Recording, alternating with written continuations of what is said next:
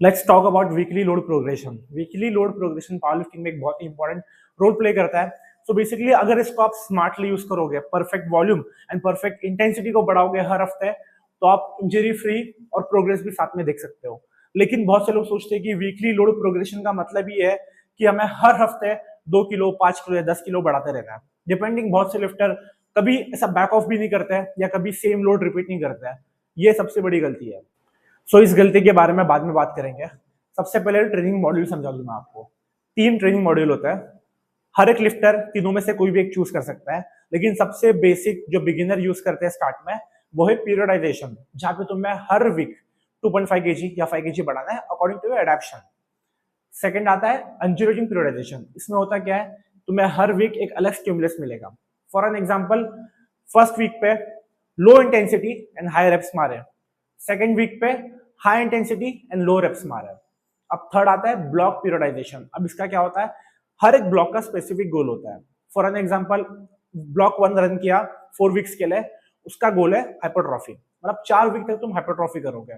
Second आता है block 2, उसमें क्या करोगे, स्ट्रेंथ पे फोकस करोगे, तो तुम हर वीक स्ट्रेंथ पे फोकस करोगे 4 वीक तक। उसके बाद आएगा ब्लॉक 3, जिसका गोल होगा पावर, जहां पे तुम हाई इंटेंसिटी पे वर्क करोगे एकदम लो रेप पे, 4 वीक वो चलेगा। ये 3 ट्रेनिंग मॉड्यूल है। लेकिन इन सब में एक बेसिक गलतियां लोग करते हैं, वो है खुद की बॉडी को नहीं समझना। सबका दिमाग एक ही जगह पे फोकस रहता है, training volume and intensity. Like training से ही सब कुछ होगा, मेरा स्ट्रेंथ ट्रेनिंग से ही बढ़ेगा, मुझे प्रोग्रेस ट्रेनिंग से ही आएगी, तो मुझे जो लोड दिया है हर वीक मुझे वो मारना है। लेकिन मेन फैक्टर है तुम्हारा एडेप्शन। अब एडेप्शन कैसे आएगा, जब तुम कंप्लीटली उस वर्कलोड से रिकवर हो पाओगे।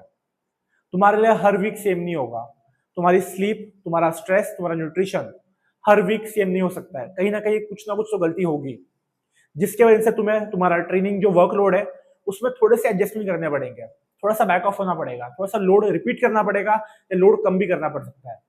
तो ये बहुत से लोग करते ही नहीं है। जो ट्रेनिंग मॉड्यूल पे दिया है लोड, उसी लोड पे मारेंगे, भले 4 घंटा सोए हो। एक टर्म है ऑटो रेगुलेशन, ये सीख जाओगे ना, तुम्हारा प्रोग्रेस कहीं ना कहीं बहुत ज्यादा बेटर हो जाएगा। बेसिकली ऑटो रेगुलेशन का मतलब ये है कि तुम अपना ट्रेनिंग अपने हिसाब से ऑटो रेगुलेट कर रहे हो डेली।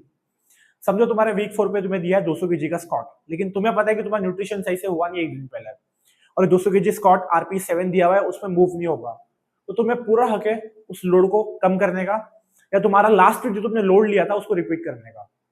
बेसिकली ये कहना है, अपने ट्रेनिंग मॉड्यूल को ब्लाइंडली फॉलो करना जरूरी नहीं है। तुम अपने रिकवरी के हिसाब से, अपने वार्म अप के हिसाब से, अपने मसल सोरनेस के हिसाब से थोड़ा सा ट्रेनिंग में एडजस्टमेंट ला सकते हो। जब तुम एडजस्टमेंट लाना सीख जाओगे तभी जाके एक एक्चुअल प्रोग्रेस तुम्हें दिखेगा।